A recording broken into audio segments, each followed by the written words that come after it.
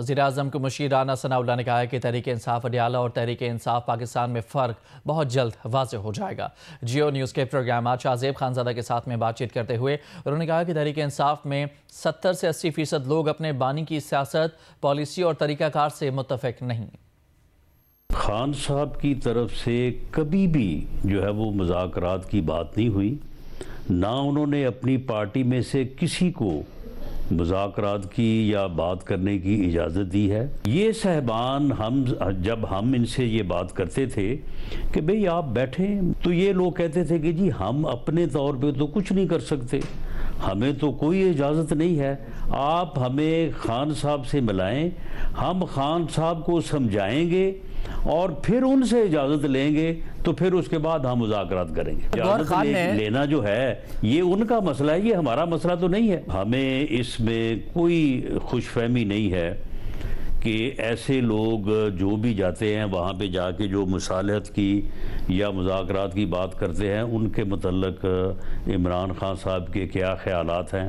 اور ان کو وہ کس طرح سے جو ہے وہ ٹریٹ کرتے ہیں۔ تحریک انصاف جو ہے اس میں تقریباً 70 to 80% لوگ ایسے ہیں جو اس طریقہ کار سے متفق نہیں ہیں،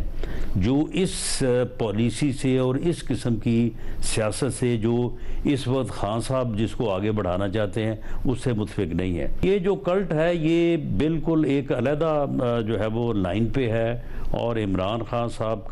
کی یہی پالیسی ہے، اور یہ جو ایم کیو ایم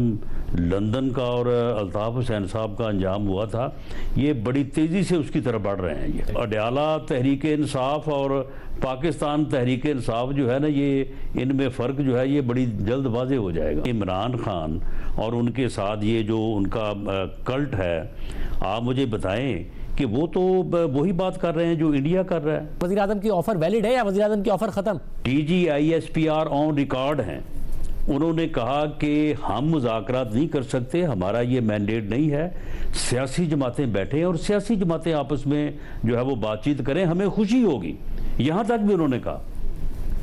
لیکن اگر آگے سے یہ کچھ ہوگا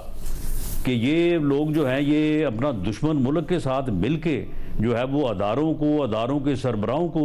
جو ہے وہ ان کے اوپر دشنام ترازی کریں گے اور ان کے اوپر جو ہے وہ جتنی یعنی بلو دی بیلٹ گفتگو ہو سکتی ہے وہ کریں گے، تو پھر آپ مجھے بتائیں کہ پھر اس کا پھر جواب جو ہے وہ کس صورت میں دیا جا سکتا ہے، ماسوائے اس کے کہ پھر ان کو جو ہے وہ شٹ اپ کال دی جائے۔